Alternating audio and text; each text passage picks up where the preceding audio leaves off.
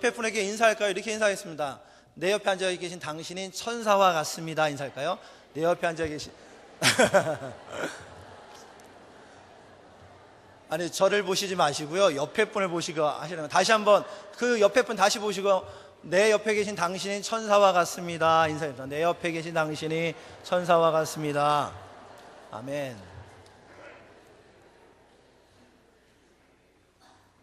지난주 저희가 사도행전 8장 말씀을 함께 묵상했습니다. 그래서 스데반의 모습이 성령과 은혜가 충만해서 천사의 얼굴과 같더라 라는 말씀을 함께 나눴었는데요, 아마 우리의 삶이, 한 주간 살았던 삶이 천사와 같이 주의 능력 안에, 은혜 안에 거했음을 믿습니다. 바르게는 더 성령 충만하고 은혜 충만하여서 천사와 같이 주의 복음을 전하고 하나님의 사랑을 전하는 우리 모두가 되기를 주의 이름으로 축복을 드립니다. 오늘 말씀은 누가복음 2장 8절 이하의 말씀을 통해서 아버지의 마음이라는 제목으로 함께 나누려고 합니다. 함께 따라할까요? 아버지의 마음. 다시 한번 아버지의 마음. 12월이 참 바쁜 달입니다. 12월에는요 만날 사람도 많이 있고요, 또 모임도 많이 있고요, 너무너무 분주해서 12월이 금방 지나가게 되죠. 벌써 13일이니까 말이죠. 1년 중에 가장 분주한 달이 12월이고, 또 12월에는 누가 만들었는지 모르지만 카드도 써야 되고, 또 이제 선물도 좀 준비해서 나눠야 되고, 그러니까 정신이 하나도 없습니다. 그렇죠? 만일 누군가 여러분에게 선물을 준다고 뭐 갖고 싶냐라고 물어보면 여러분 뭘 갖기를 원하십니까? 아니, 남편이 또는 아내가 여보, 내가 이번에 당신에게 선물 주고 싶은데 뭘 해줬으면 좋겠어? 뭘 해줬으면 좋을까요? 라고 물어보신다면 여러분 뭐라고 이렇게 대답하시겠습니까? 생각나는 것이 있으십니까? 별로 기대를 안 하시는 것 같은데요. 저희 이제 둘째 아이가 킨더가든에서 홀리데이 위시 해갖고 크리스마스에 받고 싶은 선물을 쓰는 거 써갖고 온 걸 봤습니다. 종이 한 장에 이제 3칸으로 돼 있는데요, 그 3칸이 된 게 첫 번째 보니까 닌텐도 DS 3개, 닌텐도는 오락기계거든요. 그러니까 오락기계 3개, 그리고 그 밑에는 그 컴퓨터 3대. 제 생각에는 이제 둘째니까 이게 위에서 누르고 아래에서 치고 그러니까 아마 많이 스트레스 받았던 것 같으니까 컴퓨터 세대가 딱 있으면 이제 스트레스 안 받고 혼자 하고 싶은 거 다 할 수 있으니까 그런 생각을 하는 것 같아요. 5살짜리가 말이죠. 근데 세 번째는요, 아마 이제 닌텐도도 아빠가 안 사줄 것 같고 컴퓨터도 사주지 않을 것 같으니까 세 번째는 뭐라고 썼냐면 요술봉 3개. 요술봉이면 이렇게 띵 하면 이제 닌텐도 나오고 띵 하면은 그 컴퓨터가 나오지 않을까 하는 생각을 했던 것 같아요. 그래도 기특한 게 이제 3개씩.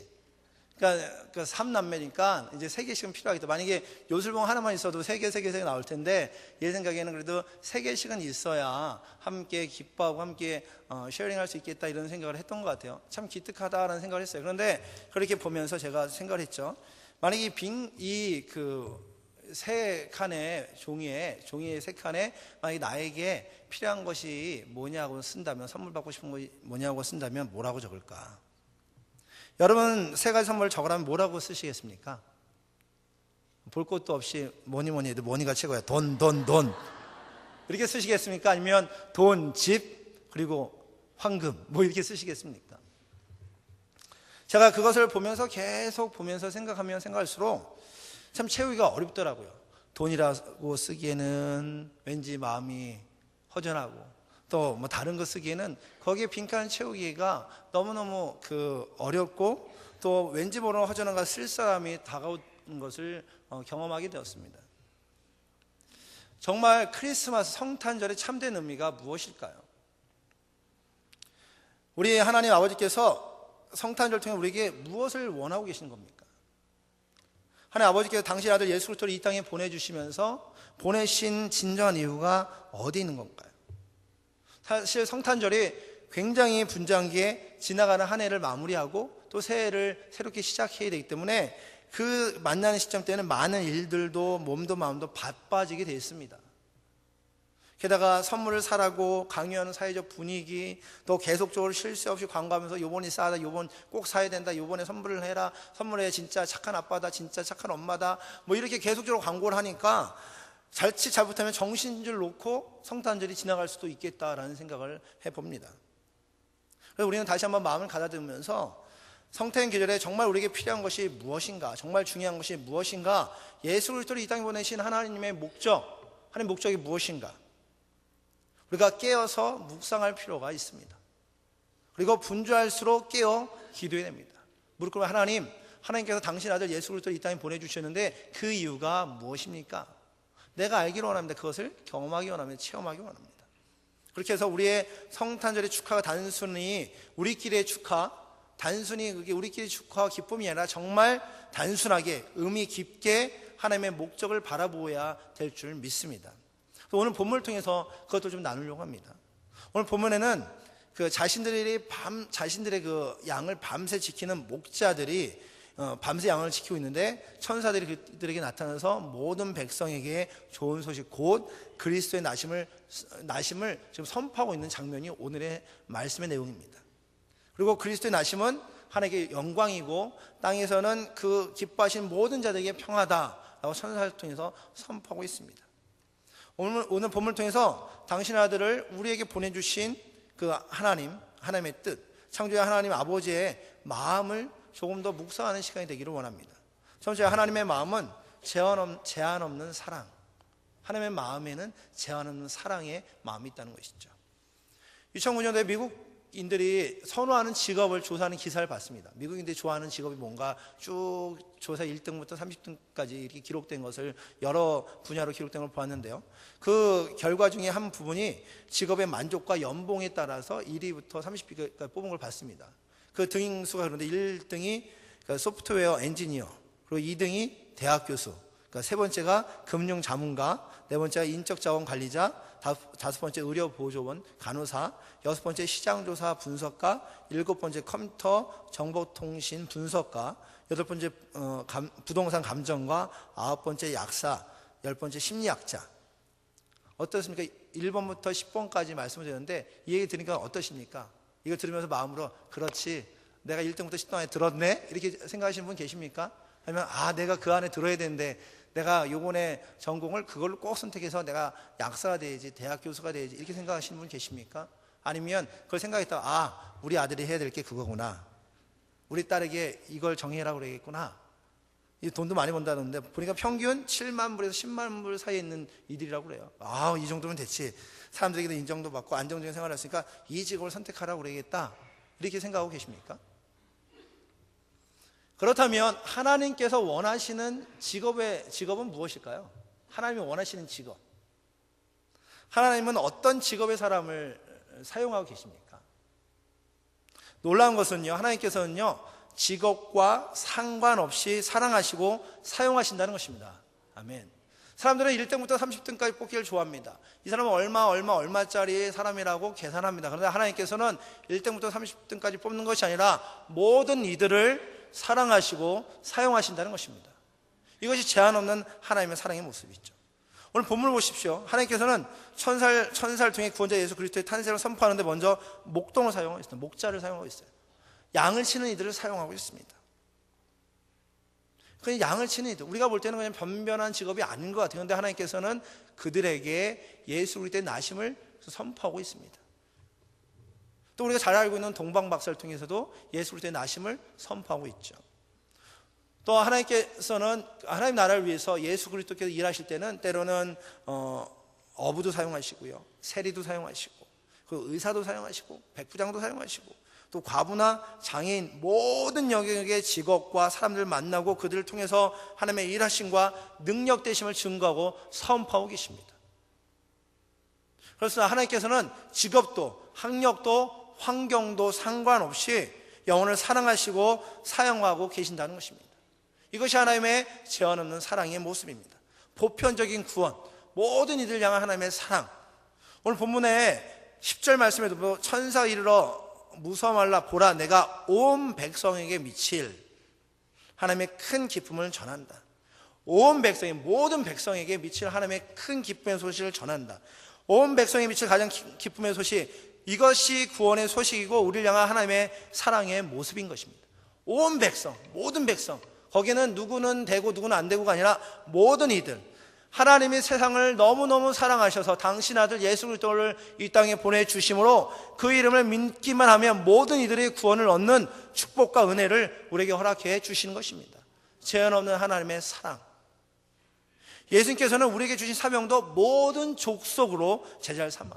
마태복음 28장 20절에 모든 족속으로 제자를 삼으라고 말씀하십니다. 누군 되고 누군 안 되고가 아니라, 얼굴은 하얘니까 구원받고 얼굴은 검으니까 구원받지 못한다가 아니라 모든 민족, 모든 족속에게 가서 복음을 전해라. 또한 예루살렘과 온 유대와 사마리아와 땅끝까지로 내 증인이 되라. 예루살렘만이 아니라, 유대만이 아니라 사마리아와 땅끝까지 모든 민족, 모든 백성이 예수 그리스도를 알고 하나님을 알 수 있도록 하나님께서는 그 구원을 허락하시고 하나님의 사랑을 베풀어 주신 겁니다. 구원에는요, 피부 색깔도, 학력도, 직업도, 나이도, 성별도 상관이 없습니다. 하나님의 기준이 학력에 있지 않고요, 돈에 있지 않고요, 외모에 있지가 않습니다. 그냥 모든 한계와 차이를 뛰어넘어 모든 백성이 동일하게 예수 그리스도, 그 그리스도를 통해서 구원함을 얻을 수 있도록 우리에게 동일한 은혜를 허락해 주셨다는 겁니다. 사도 바울도 에베소서 3장 18절에 능히 모든 성도와 함께 지식에 넘치는 그리스도의 사랑을 알아, 모든 성도와 함께 그리스도의 사랑을 알기를 원하고 있습니다. 이쪽은 사랑 알고 여긴 모르고 또 이쪽은 더 많이 알고 하냐, 모든 이들에게 동일하게 그리스도의 사랑을 알기를 원하신다는 것입니다. 제한 없는 하나님의 사랑을 모든 성도들에게 부어주시 원하는 하나님의 계획하심, 이것이 바로 아버지의 마음이라는 겁니다. 사실 우리가 미국이란 풍족한 땅에 살고 있습니다. 그런데 풍족한 땅에 살고 있다가 모든 것이 자유로운 건 아니지 않습니까? 비자라는 그런 미국의 룰에 의해서 어떤 이들은 할 수 있는 게 있고 할 수 없는 게 있죠.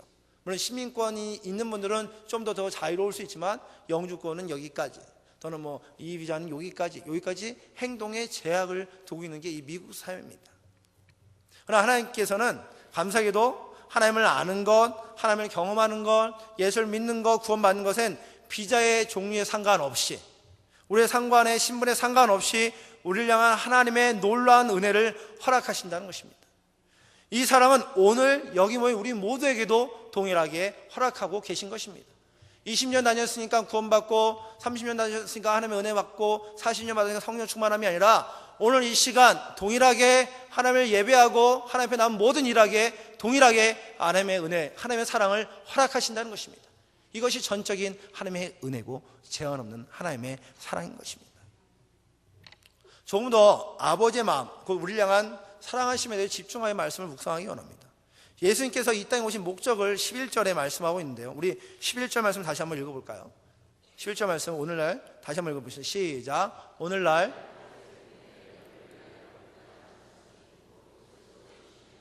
아멘. 오늘날 우리를 위하여 구주가 나셨는데 그게 누구냐? 그리스도 주다. 그리스도 그 구원자가 바로 오늘날 난다. 마태복음 1장 21절에도 아들 낳으니 그 이름을 예수라 하라. 그가 자기 백성을 저희 죄에서 구원할 자심이라. 예수님께서 이 땅에 오신 목적은 단순히 사람들끼리 선물이나 기쁨을 주고받기 위함이 아니라 죄로 인해서 허물로 인해 죽을 수밖에 없는 우리에게 창조자 하나님께서 직접 구원의 역사를 주시기 위하여 이 땅에 오셨다는 것입니다. 창조자 아버지께서 그냥 지내고 그냥 편하게 그냥 심판하실 수 있음에도 불구하고 직접 사람의 몸을 이끌고 이 자리에 이 땅에 오셨다는 것이 바로 크리스마스의 의미이고 또 아버지의 계획하심이라는 것입니다. 이건 단순히 이 땅에 오셨다는 기쁨만으로 끝나는 것이 아닙니다. 이 땅에 오셨다는 의미는 예수 그리스도께서 우리를 위하여 십자가의 죽음의 희생까지 담겨진 생명을 내놓는 큰 결단의 사랑의 표시인 것입니다. 생명을 내놓는 큰 결단의 표시. 바로 아버지의 마음은 우리를 향한 큰 사랑을 보여주시는 것. 여기 있는 우리 모두를 향한 아버지의 큰 사랑을 보여주시는 것. 그 사랑을 어떻게 보여주시나? 이사야서 53장 4절 말씀엔 이렇게 기록되어 있습니다. 우리 함께 읽어볼까요? 그는 실로 시작. 우리를 슬픔에 당하였거늘 우리는 생각하기를 그는 징벌을 받아 하나님께 맞으며 고난을 당한다 하였노라. 그가 찔림은 우리의 허물 때문이요 그의 상함은 우리의 죄악 때문이라. 그가 징계를 받음으로 우리의 평안을 누리고 그가 채찍에 맞음으로 우리는 나음을 받았도다. 아멘. 보십시오. 우리가 정말 슬픔과 아픔과 또 허물과 죄가 많은데 예수 그리스도가 찔림을 당함으로, 그리고 그가 상함을 당함으로 우리의 죄악을 담당하고 우리를 평안케 하시고 구원을 얻게 해주셨다. 이것이 아버지의 놀라운 사랑인 것이죠. 에베소 2장 4절 이하에도 이렇게 기록되어 있습니다. 국률이 풍성하신 하나님이 우리를 사랑하신 그 큰 사랑으로 인하여 허물로 죽은 우리를 그리스도 예수와 함께 살리셨고 너희가 은혜로 구원을 얻은 것이다. 허물 그리고 죄로 인해 죽을 수밖에 없는 우리를 긍휼이 풍성하신 하나님이 우리를 사랑하신 그 큰 사랑으로 인해서, 큰 사랑으로 인해서 우리를 구원하여 주시고 하나님의 자녀 삼아 주셨다는 것입니다. 이것이 바로 우리를 향한 아버지의 마음입니다. 제가 제 얘기를 좀 하려고 하는데요. 제 이름이 김주일 아닙니까? 저희 아버님 성함이 그 성함이 어떻게 되신지 아시나요 혹시? 네, 쉽습니다. 주일과 연결해서 얘기하면 됩니다. 주일? 네, 맞습니다. 성자 숫자세요. 저는 주일이잖아요. 주일 성수. 저희 아버님은 청년 때부터 교회를 열심히 섬기시고 목사님이 짝져 주신 그 배필과 만나서 결혼하시고 그 아이를 낳고 아이 이름을 목사님께 맡겼는데 목사님께서 주일 이렇게 했습니다. 주님이 첫 번째다라는 의미겠죠. 주일, 그리고 아버님은 성수, 주일 성수. 놀라운 그 연결이 있죠. 저는 그걸 생각할 때마다 어떻게 하나님께서 이름을 이렇게 아들과 아버지의 이름을 이렇게 연결해 줄 수 있냐. 주일 성수. 그 형제도 아닌데 그런 생각을 합니다. 근데 저희 아버님은 목수십니다. 제가 어릴 때부터 아버님께서 목수의 일을 하셨어요. 어릴 때 기억은 아버지께서 나무를 자르고 톱질하시고 대패질하시고 그리고 잘 정리하시고 못질하시고 가구를 이렇게 아름답게 만드십니다. 그래서 아버님은 가구 만드신 거 손재주가 너무 좋으셔서 교회 그 정리하는 거, 교회 인테리어 지금도 하시고 또 지금도 그 일을 하고 계십니다. 만약에 저희 아버님이 미국에 오시면 제일 먼저 제가 모시고 갈 곳이 홈디포입니다. 홈디포 가시면 아버님이 좋아하실 것 같아요. 만약에 아버님한테 홈디포를 하나 드리면서 아버님 마음대로 건물 만드십시오 하면은 교회도 하나 만드시고 집도 하나 만드시고 이렇게 하지 않을까 하는 생각이 들어요. 근데 아버님께서 그렇게 가구를 만드시면 어릴 때 보면 그 자전거 있지 않습니까? 진 자전거에 가구를 싣고 이렇게 배달을 가십니다. 그럼 저는 그 장난꾸러기니까 그냥 아버지 갔다 오시라는 게 아니라 그 큰 가구를 실었는데 그 뒤에 이제 매달려서 가는 거예요. 매달려서요. 자전거 이렇게 운전하신 분은 알겠지만 뒤에 가구 싣고 운전하는 게 쉽지가 않지 않습니까? 그런데 거기에 아들이 이게 매달려서 그 어린애가 이렇게 흔들고 다니니 얼마나 힘들었겠습니까? 지금 생각하면 정말 죄송하죠. 얼굴이 화끈거릴 정도로 죄송한데 막 그렇게까지 막 장난을 쳤죠. 그 아버님께서 이제 목사하시다가 그 가정이 어렵고 또 한국 경제가 어려서 그런지 제가 초등학교 때는 그 사우디아 리비아로 그 해외 노동자로 나가십니다. 거기서 땀 흘려서 일하고 계시는데 뭐 달라스도 여름에 덥지 않습니까? 근데 사우디아 리비아는 거의 12개월 내내 덥잖아요. 그냥 모래 바람에 뜨거운 바람에 거기서 가정을 위해서 일하시다가 한 7, 8년 일하시다가 이제 돌아오셨죠. 그러니까 귀국하신 날 제가 이제 김포공항을 갔습니다. 김포공항을 태어나서 처음 간 거죠. 공항 갔으니 얼마나 재밌겠습니까? 아버님이 오시는 걸 여기서 기다려야 되는데 아버님 나오시는 거를 문을 보고 기다리는 것이 아니라 저는 이제 공항을 헤집고 돌아다니는 거죠. 그러고 나서 처음 발견한 놀이감이 생긴 거예요. 그게 뭐냐면 에스컬레이터. 태어나서 처음 본 거죠, 그걸. 그러니까 이걸 타고 올라갔다가 끝까지 올라갔다 다시 내려오고 또 올라가고 내려오고 아버님이 오셨는지 안 오시는 거는 나한테 상관이 없고요. 그냥 그거 계속 놀다가 그 지나온 날이 생각이 듭니다. 그래서 나중에 이제 아버님이 오셔서 만나게 됐죠. 저희 아버님께서 신앙이 좋으셔서 결혼하시면서 첫 번째 아들이면 하나님께 드리겠다라는 그 기도를 드려서 첫 번째 아들이 나오기에 하나님께 드리셨습니다. 그리고 목사가 되었죠. 제가 목사가 된 건 전적인 아버지 기도로부터 시작됐다고 저는 믿습니다. 그런데 그 아버님께 지금도 목수 일을 하고 계시는데 아버님께서 일을 나가시면 늘 낡은 운동화를 신고 다니십니다. 그 운동화는요, 제가 대학 다닐 때 운동한답시고 샀던 그 비싼 운동화 100불 150불 되는 그 비싼 운동화 신다 보면 이제 다 낡지 않습니까? 밑창이 낡고 뒤끝이 낡으니까 그 낡은 것들을 이제 버려야 돼서 집에 갖다 놓으면 아버님은 그걸 버리지 않으시고 아버지가 신으세요. 그래서 이제 일하실 때면 그걸 신고 나가시죠. 그럼 아버지께서 한 4년 전에 저희 구두를 사주셨어요. 목회하면서 그 구두가 많이 다니까 구두를 사주셨는데 그러고 나서 이제 미국에 가서 3년 넘게 거의 4년 동안 그 한 구두만 이제 신고 다녔습니다. 신고 다니다 보니까 점점 이제 바닥도 달고 그리고 가죽도 낡아지고 이제 볼품 없어지게 돼서 이제 사야겠다라는 생각을 하게 되죠. 사야겠다라는 생각을 하는데 가서 사야겠다는 마음을 몇 번 먹었는데 몇 번 먹고도 사지를 못했습니다. 돈이 비싸서가 아니라 그 아버님이 사줬던 그 구두가 있어서 그 구두를 생각해 보면 다른 거 사기가 좀 아쉬운 거예요. 아버님이 저에게 처음 사주셨던 구두거든요. 근데 이게 비록 바닥은 낡고 가죽은 헐었지만 그래도 그 구두에 대한 애착이 생기는 거예요. 그래서 미루다 결국 지난주에 구두 하나를 샀지만, 그런데 그 낡은 구두를 보면 마치 그것이 아버지의 인생 같다라는 생각을 해봅니다. 아, 바닥도 다 달고 이제 몸도 약해지고 귀도 잘 안 들리시고, 그리고 가죽이 낡은 것처럼 이제 육체도 세잔해지고, 그 아버지 모습, 그 가족을 위해서 자신의 젊음을 다 투자한 그 아버지 모습. 제가 성찬식 때 이 모습을 많이 봅니다.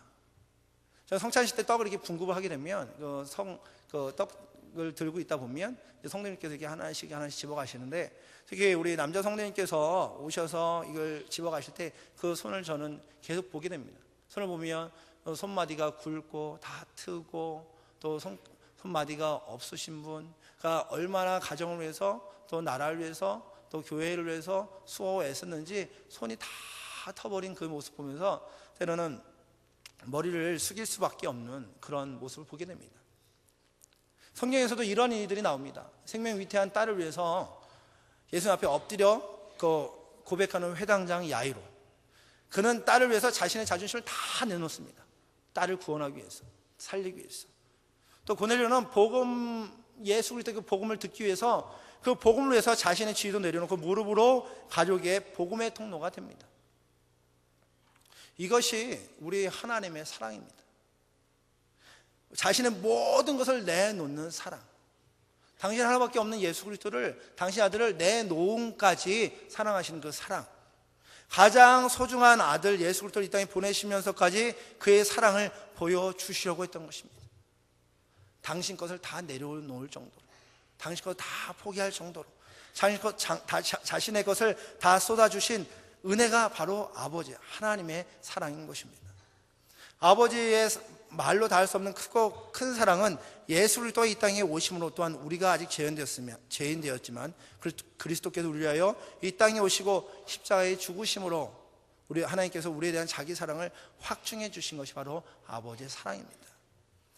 비록 지금은 세상이 화려해져서, 너무너무 화려해져서 빛을 잃은 것 같고 낡은 것 같지만, 그러나 그 안에는 아버지의 사랑은 세상의 화려함과 변함없이 지금도 변함없는 아버지 사랑을 우리에게 부어주시는 것입니다. 에베소 3장 18절, 아까 좀 전에 읽었던 너희 모든 성도가 함께 지식이 넘친 그리스도 사랑을 알아 라고 기록되어 있죠. 그 뒤에 말씀은 이렇게 기록되어 있습니다. 그 사랑을 아는데 어떻게 아는가? 그 넓이와 깊이와 높이와 깊이가 어떠함을 깨달아 하나님의 모든 충만하신 것을 너에게 충만하게 하시기를 원하노라. 아멘.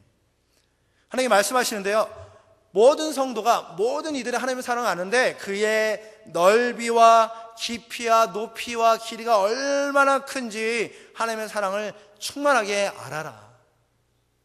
하나님의 사랑은요, 그냥 조그만 것이 아닙니다. 전적인 것, 모든 것, 우리가 말로 표현할 수 없는 엄청난 그 하나님의 은혜를 예수 그리스도를 통해 우리에게 허락해 주신 것입니다.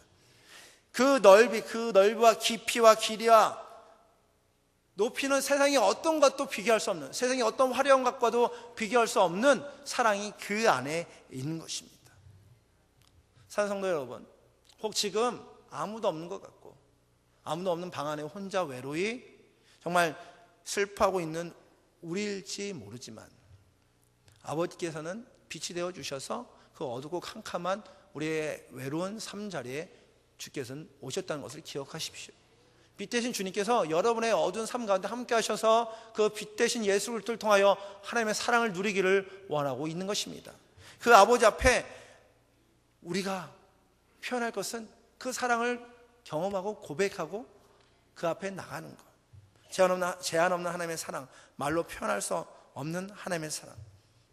예수님께서 요한복음 10장 10절에도 말씀하십니다. 내가 온 것은 양으로, 너희들로 그 생명을 얻게 하고, 영원한 생명을 얻게 하고 더 풍성히 얻게 하기 위하여 이 땅에 왔다.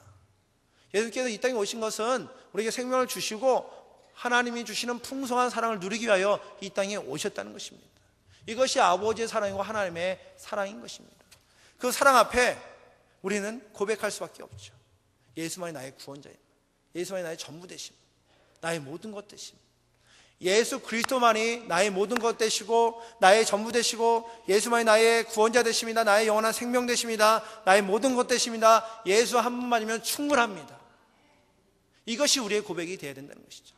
아버지 사랑이 그렇게 크고 예수 그리스도를 통하여 그리스도만 믿으면 구원의 은혜를 허락하시는데, 우리가 다른 것이 무엇이 필요하겠습니까? 다른 것으로 어떻게 채울 수가 있겠습니까? 우리는 고백할 것 하나, 예수만이 우리의 구원자 되십니다. 하나님의 나의 아버지 되십니다. 주님만이 나의 삶의 주인 되십니다. 구원자시여 나의 삶을 주관하여 주시옵소서. 아버지 사랑합니다. 이 고백이 우리의 고백이 되어야 되지 않겠습니까? 그래서 하나님께서는 초라함을 거룩함으로 사용하시는 것이 하나님이십니다. 사실 크리스마스 때만큼 화려할 때가 없습니다. 백화점 가면요, 뭐 크리스마스 트리가 얼마나 큰지 그냥 엄청나고, 거기에 화려한 것도 다 박아놓고 아름다운 전등을 붙여놓기도 하고요. 또 집집마다 동네를 장식하고 너무너무 멋진 것들로 그 장식해 놓은 것을 보게 됩니다. 마치 예수님께서 이 땅에 오실 때 화려함으로 좋은 호텔에 좋은 산부인과에서 좋은 의사를 만나서 온 것처럼 착각할 수 있을 정도로 세상 온통 화려합니다. 그런데 예수님이 어디서 태어났는가? 오늘 말씀에 보면은요, 예수님께서는 16절 말씀에 빨리 가서 마리아와 요셉과 구유에 누인 아기를 찾아서 보고 고백하라고 나오는 말씀이 16절에 있는데요, 예수님께서는요 다른 곳에 태어나지 않습니다. 초라하고 초라한 자리에 태어나십니다. 아니, 이 땅의 왕 되신 분이 어떻게 초라한 자리에 나올 수 있습니까? 이것은 놀라운 것은요, 하나님께서는 그 초라함을 거룩함을 바꾸시고 초라함을 능력으로 바꾸신다는 것입니다. 낮음이 결코 낮음이 아니고 가벼움이 결코 가벼움이 아닌 하나님의 사랑을 그 구유를 통해서 볼 수가 있다는 것이죠. 해마다 성탄절이 되면 기억나는 연극이 있습니다. 그것은 제목이 빈방이 있습니까? 라는 그 연극입니다. 혹시 그 내용을 아십니까? 미국에 실제로 있었던 실화로 바탕을 만든 그 연극의 내용들인데요, 그 내용이 이렇습니다. 교회 학교 학생들이 성탄절을 맞이해서 이제 연극을 준비합니다. 마리아와 요셉, 그리고 아기 예수. 그래서 성탄절 준비하는데 그 교회는 그 지지나 좀 그 지능이 떨어진 덕구라는 친구가 있어요. 근데 교회 학교 선생님은 또 다 연극을 해야 되지 않습니까? 그러니까는 누군 마리아 시키고 요셉 시키고, 그런데 하다 보니까 제일 그 대사가 없는 게 여관치 주인이기에 그 여관치 주인을 덕구에게 시켜요. 그래서 그 대사는 딱 하나, 빈방 없습니다. 근데 덕구는 이제 발음이 하니까 막 빈방 없답니다. 이걸 계속 연습하니까 친구들 얼마나 놀리게, 맨날 얘기하면 빈방 없습니다. 그러면 그것도 못하냐고, 그것도 못하냐고. 그러니까 이 친구는 이거 연극을 해서 열심히 해서 빈방 없습니다, 빈방 없습니다 계속 연습을 해서, 그 연습을 해서 이제 실제적으로 이제 연극을 하게 됐죠. 공연하는 날 이제 요셉과 만삭이 된 마리아가 이 여관을 찾아 이게 떠돌아다니다가 이제 덕분에 여관집에 오게 됐죠. 그래서 우리 아내가 해산할 때가 됐는데 방이 없습니까? 이야기하니까 이제 대사 한 것처럼 빈방 없답니다 이렇게 얘기해서 이제 끝냈죠. 그러니까 이 요셉과 마리아는 다시 돌아서 이제 마구간을 가야 할 차례인데, 그 뒷모습을 보고 이제 덕후가 이제 현실과 그 극을 혼돈하게 되죠. 그러고 나서 말하기를, 저기요, 제 방이 있어요. 제가 제 방을 빌려드릴게요. 제 방 청소해 놓을 테니까 제 방 오셔서 확인하세요. 연극인데. 그럼 빈방 없습니다로 끝내야 되는데, 제 방 드릴게요. 제 방에서 주무세요. 제 방에서 있어요. 그러고 나서 이제 연극은 엉망이 됐죠. 그러다 이제 덕구의 독백으로 이 연극은 끝나게 됩니다. 우리가 어쩌면 잘 알고 있는 내용일 수도 있습니다. 그러나 우리가 어떻게 신앙생활을 해야 될지 잘 보여주고 있습니다. 만일 교회 성탄절 연극을 만약에 우리에게 하라고 한다면 우리 모두는 아마 마리아가 되고 싶고 요셉이 되고 싶고, 아니면 마리아 요셉은 좀 잘한 애들 한다면 그 옆에 동방박사라도 이렇게 해서 모래도 쓰고 이러고 있고, 정 안 되면 이제 목자라도 하고 싶은 게 우리의 모습이 있죠. 왜냐하면 그것이 좀 화려하고 좋기 때문에 그렇습니다. 그러나 우리는 세상에서 예수 그리스도 이 땅에 오셨을 때 그 안에 정말 우리가 대할 것은 구유가 되어야 됩니다. 구유. 가장 볼품없어 보이는 구유. 영국에 보면 구유는 아무것도 쓸모가 없죠. 그냥 갖다 놓기만 하면 돼요. 그런데 그 구유가 가장 귀한 자리를 차지하고 있는 것을 보게 됩니다. 구유가 뭡니까? 그냥 가축들의 밥그릇이에요. 밥그릇. 밥그릇 하면 생각하면 그냥 지저분하고 냄새나는 것이 밥그릇입니다. 그런데 그 구유에 이 땅의 구원자 되신 예수 그리스도가 그 자리에 눕게 되죠. 초라한 것 같지만 하나님 위해서 거룩하게 쓰임받는 구유의 모습. 우리가 될 것은 동방박사도 그리고 그 멋진 천사도 아닌 바로 구유가 되어야 합니다. 구유가 되기 위해서는 어떻게 될 것인가? 제일 중요한 것은 그 안에 있는 것들을 다 끄집어 내어내죠. 예수 그리스도가 있기 위해서는 구유 안에 있는 그 먹거리들을 빼내야 됩니다. 그 소가 좋아하는 풀도 또 말이 좋아하는 당근도 모든 것도 다 끄집어내야 예수 그리스도가 그 안에 들어갈 수 있죠. 끄집어내야 예수님께서 동행하는 삶을 살게 되는 것이죠. 끄집어내는 방법이 무엇입니까? 어떻게 끄집어낼까요? 쉬운 방법은 그 안에 것들을 나눠주면 돼요. 있는 것들 나눠주면 됩니다. 그 안에 있는 것들을 빨리 나눠주면 그 구유는 비게 되죠. 마치 덕구처럼 말이죠. 내 방을 치우고 주님을 모셔드리고, 그러기 위해서 내 방을 치우기 위해서 내 방에 있는 것들을 내놓으면 됩니다. 그 사실 아십니까? 세상은 화려하고 교회는 화려하지만 아직까지도 예수를 모르고 그리고 사회에서 소외받고 그리고 굶주려 죽어가고 있는 이들이 너무너무 많이 있다는 사실입니다. 우리는 화려하죠. 화려하게 예배하죠. 그러나 세상에 아직까지도 예수를 모르는 이들이 많이 있다는 것입니다.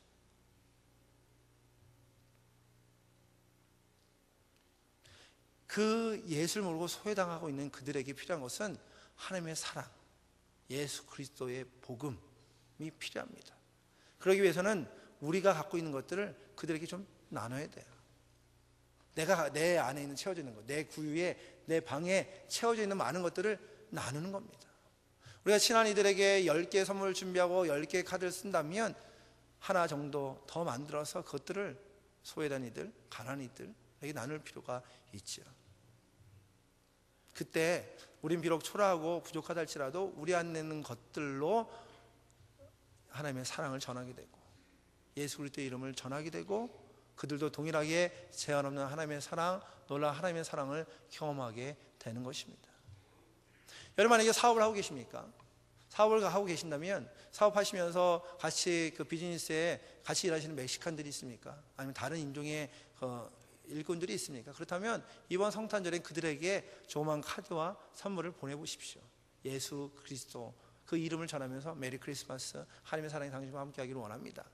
조그만 선물이라도 양말이라도 또 목도리라도 우리가 할 수 있는 조그만 그로서리 카드라도 만들어서 그들에게 전해줘 보십시오. 비록 내가 많은 걸 주지 않는다 할지라도 내 안에 있는 것들을 나누게 된다면 그들도 동일하게 우리와 함께 동일한 하나님의 은혜와 축복을 누리게 될 줄 믿습니다. 이사야서 61장 1절에도 이렇게 기록되어 있어요. 주의 성령이 내게 임하시니, 주의 성령, 주의 신, 주의 기름 부심 내게 임하시니. 내게 임하시면 좋지 않아요? 성령 충만하잖아요? 하나님의 은혜 누리지 않으면 그 뒤에 어떻게 기록되는가? 가난한 자들에게 아름다운 소식을 전하게 하십니다. 가난한 자들에게 아름다운 소식, 하나님의 사랑 예수 그리스도를 전하게 하기 원합니다. 또 나를 보내사 마음이 상한 자를 고치시며 포로된 자에게 자유를, 갇힌 자에게 노임을 전파하기 원한다. 우리가 받는 게 너무너무 많이 있습니다. 사실 여기까지 온 것도 전적인 하나님의 은혜입니다.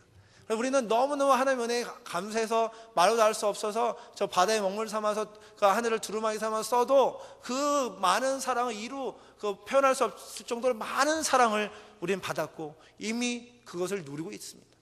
그렇다면 우리가 받은 사랑이 있다면 이제는 우리가 그것을 열어서 나눌 때가 되었습니다. 이번 성탄절이 다른 무엇보다도 그것을 나누면서 주님의 기쁨을 누리는 우리가 되기를 원합니다. 지금 받은 것이 많이 있습니까? 그렇다면 그 많은 것들을 나누십시오. 냉장고를 여십시오. 집을 여십시오. 여러분의 지갑을 여십시오. 그리고 그들에게 소외되는 이들, 굶주린 이들에게 하나님의 사랑을 나누십시오. 그렇다면 우리가 받았던 은혜가 그들에게도 동일하게 나타날 줄 믿습니다. 제한 없는 하나님의 사랑이 우리를 통해서 그들에게도 전달될 줄 믿습니다. 하나님의 그 크신 은혜가 우리를 통해서 그들에게 나눠질 줄 믿습니다. 그래서 동일하게 우리와 함께 예수 그리스도의 이름을 믿고 그리스도의 이름을 통하여서 하나님의 백성이 될 줄 믿습니다. 그때 2009년 성탄절에 무엇보다도 하나님의 마음이 무엇인지 깨닫게 되고 그 선하신 하나님의 마음을 알게 되므로 우리는 그 성탄절을 맞이해서 하늘엔 영광이고 땅에는 평화다라고 선포하는 우리가 될 줄 믿습니다. 그냥 말로만 입으로만 아닌 몸을 다하여 하나님의 사랑을 전해 보십시오. 그렇다면 2009년도 성탄절이 그리고 새해로 다가오는 2010년도에는 더 놀라운 하나님의 은혜와 축복이 우리를 통해서 전달돼서 온 민족과 열방 가운데 나눠질 줄 믿습니다. 기도하겠습니다. 우리에게 당신 아들 예수 그리스도를 보내주신 참으로 감사를 드립니다. 예수만이 우리의 구원자됨을 믿습니다. 그분만 의지합니다. 그분만 따라갑니다. 우리에게 믿음을 더해 주시고 주님을 따라 삶을 살기에 부족함 없도록 축복을 더하여 주시옵소서. 우리의 마음을 열겠습니다. 우리의 구유를 열겠습니다. 내가 갖고 있는 것들을 나누겠습니다. 가난한 이들, 소외된 이들, 그리고 복음이 필요한 이들에게 나누어질 때 주님 역사하시고 주님 마음껏 사용하여 주시옵소서. 아버지의 마음을 더욱더 알기 원합니다. 선하신 아버지의 마음을 알고 아버지 뜻대로 살기를 원합니다. 한인간도 주님과 함께함을 승리하는 우리 모두가 되게 하여 주시옵소서. 사랑하는 성도들 삶 가운데 주께서 함께 하시고 주의 은혜로 충만케 하실 줄 믿사오며 예수 그리스도 이름으로 기도드립나이다. 아멘. 다시